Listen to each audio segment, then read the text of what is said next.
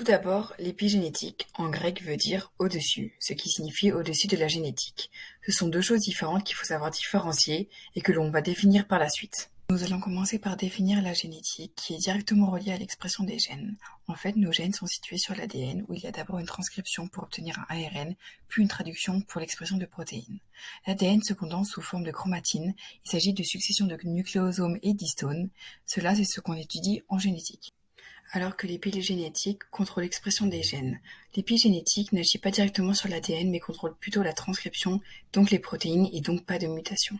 Il diminue ou augmente l'expression génétique en fonction de ce que demande le corps, à savoir l'épigénétique ne modifie en aucun cas la séquence d'ADN, elle modifie seulement l'intensité de l'expression des gènes. L'expression des gènes est fondamentale car elle permet à tout notre corps de bien fonctionner. Prenons l'exemple de la spécificité des cellules. Notre matériel génétique se trouve dans nos cellules, plus précisément dans le noyau, et dans ce noyau se trouvent tous les chromosomes. C'est ici que les gènes sont réprimés ou exprimés, c'est à cela que sert l'épigénétique. Prenons l'exemple d'une cellule osseuse qui est différente d'une cellule musculaire, elles ont des rôles différents, l'expression ou la répression de ces gènes vont permettre de savoir quel rôle aura une cellule. L'expression des gènes est influencée par notre environnement, ce sont des facteurs modificateurs.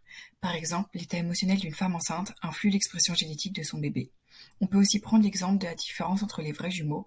Ils ont le même matériel génétique, mais au cours de leur vie, celui-ci évolue différemment, ce qui va créer une différence chez eux qu'il n'y avait pas ou peu à l'enfance. L'épigénétique s'appuie sur les connaissances acquises grâce à la génétique, pour permettre de mieux comprendre les changements de l'expression des gènes.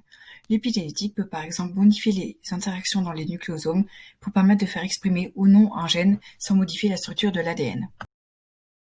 L'épigénétique a été associée à différentes pathologies, dont des pathologies héréditaires, car des gènes peuvent être transmis de génération en génération, exemple la maladie de l'Alzheimer.